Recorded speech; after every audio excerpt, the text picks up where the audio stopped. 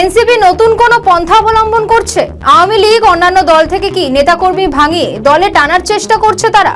সম্প্রতি এক বক্তব্যে সার্জিস আলম জানিয়েছিলেন, আপনি বিএনপি করেন, অন্য কোনো রাজনৈতিক দল করেন, আমাদের সমস্যা নেই।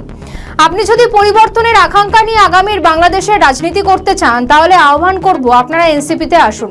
তবে দলে আসতে হলে কিছু শর্ত বেঁধে দেন তিনি।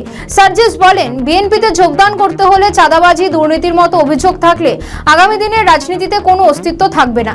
এর জন্য আপনাদের এমন একটা পথ বেছে নিতে হবে যে পথ জনগণের আকাঙ্ক্ষার পথ। সবার জন্য এনসিপির দরজা উন্মুক্ত জানিয়ে তিনি বলেন, আপনারা আগে যেই রাজনৈতিক দল করুন না কেন, আপনাদের যদি ফ্যাসিবাদের সঙ্গে তাদের ওই ফৌজদারি অপরাধের সঙ্গে সংশ্লিষ্টতা না থাকে, আপনারা যদি জুলাই গণঅভ্যুত্থান বিরোধী না হন, আপনাদের আহ্বান জানাই আপনারা আমাদের সঙ্গে আগামীর বাংলাদেশ গড়ার লড়াইয়ে যুক্ত হন।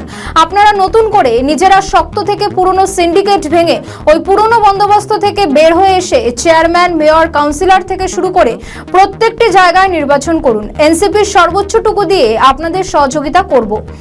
এনসিপির উত্তরবঙ্গের মুখ্য সমন্বয়ক আরো বলেন, তারেক রহমানের কাছে জানতে চায়, তিনি বাংলাদেশে আসার আগে বলেছিলেন এই দেশে ফিরে আসা শুধুমাত্র তার ইচ্ছার উপরে নির্ভর করে না। আমরা জানতে চাই আর কার কার কাছে, কোন কোন দেশের কাছে, কোন কোন এজেন্সির কাছে মাথা নত করে তিনি বাংলাদেশে এসেছেন। আসার পরে তিনি এখন গণভোট অবৈধ বলার মতো সাহস দেখাচ্ছেন। আওয়ামী লীগের নেতাদেরও রাজনীতির ময়দানে আসার আহ্বান করেছেন আরও এক নেতা নাহিদ ইসলাম। তবে এক্ষেত্রেও তিনি বেশ কিছু শর্ত রেখেছেন। নাহিদ জানিয়েছেন, আওয়ামী লীগের যারা দুর্নীতির সঙ্গে যুক্ত নন, এমন কেউ রাজনীতি করতে চাইলে তাদেরকে আওয়ামী লীগ ও তাদের মতাদর্শ ত্যাগ করতে হবে। ফলে আওয়ামী লীগের পুরনো মতাদর্শকে বিসর্জন দিয়ে তবেই অন্য দলে আসা যাবে বলে জানিয়েছেন তিনি।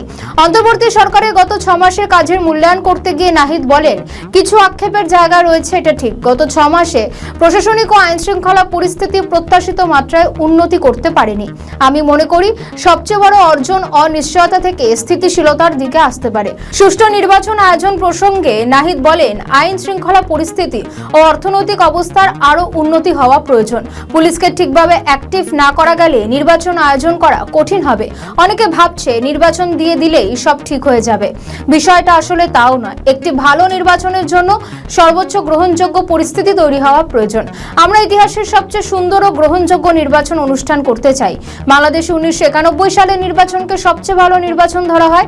আমরা তার থেকেও ভালো একটি নির্বাচন উপহার দিতে চাই। তবে এসবের মধ্যেই অন্য চাল চালছে এনসিপি। বিএনপি বিদ্রোহী নেতৃত্বকে ভাঙিয়ে নিজের দলে টানার চেষ্টা করছে তারা। এর ফলে আগামী দিনে হয়তো তারেক রহমানের সরকার ভিত নড়বে। সেই সময় কি ফের বাংলাদেশের রাজনীতিতে প্রত্যাবর্তন করবেন শেখ হাসিনা? উত্তর দেবে সময়।